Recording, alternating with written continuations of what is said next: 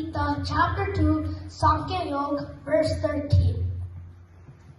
I chose this verse because this verse talks about reincarnation and death and how we can be God realized. This is why I thought this verse was very interesting. Now I'm going to say this verse 2 times. Dehi nosmin yata dehe kaumaram yovyanam jara tata dehantara prapti tirastatra namuhyati. Now I will say the translation. Just as the body and soul continuously passes from childhood to youth to old age, similarly, at the time of death, the soul passes into another body. The wise are not deluded by this. Now we'll be talking about the types of bodies, death, and reincarnation. First body is the gross body. If you want to know what the gross body is, for example, it's your hands and your legs. Next is the subtle body. Example of the subtle body is your mind. Can you see your mind? No. Next is the causal body. It's basically your soul, which is your jivatma. The gross body perishes after death, and the subtle body and the causal body continues after death.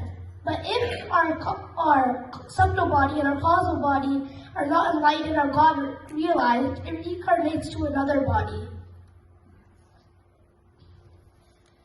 Now we'll be talking about the actions from past lives or karma. Death is painful and rebirth is painful. This painful experience erases past life memories and our karmas remain. If you want to know what karma means action, work, or deed. This is the spiritual principle of cause and effect. Our good action is punya and our bad action is papa. Can someone give me a good example of our good action and a bad action? Okay. A good action would be like helping your parents have their stuff. And a bad action? Okay. Okay, that's good. This is called the karma shaya. And this is the repository of our actions.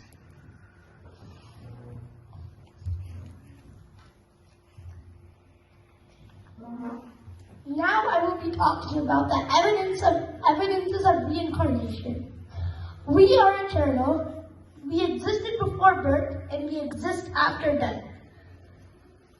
Our body continuously changes throughout the life. From baby to childhood to teenage to adult to old age. Cells in our body and new cells form. In 7 years, all cells in the body regenerate. For example, babies are born blind, deaf, or dumb. How can we explain this? Did the baby do anything wrong? Only the logical explanation is these are results or action from past life or karma. Now I'll be continuing the evidence of reincarnation.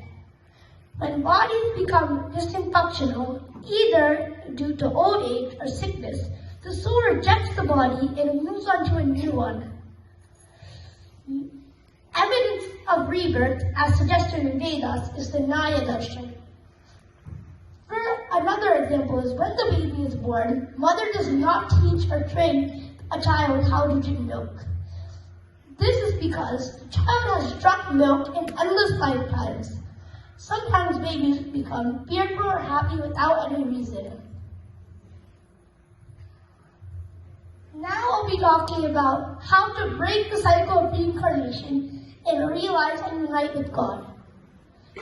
Human birth is a blessing. Human birth is attained with great difficulty, 1 in a million. Let us do our best to serve the world in this birth.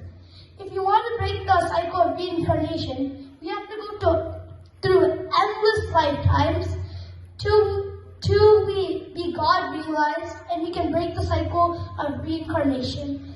and life, birth, and death. Let us utilize the human birth to become enlightened.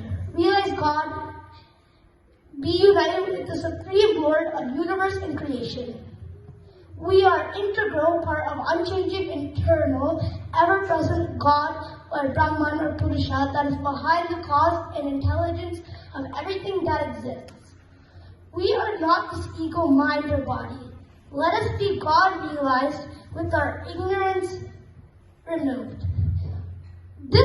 My presentation was mostly covering what happens after we die and how we can be God realized and break the cycle of reincarnation.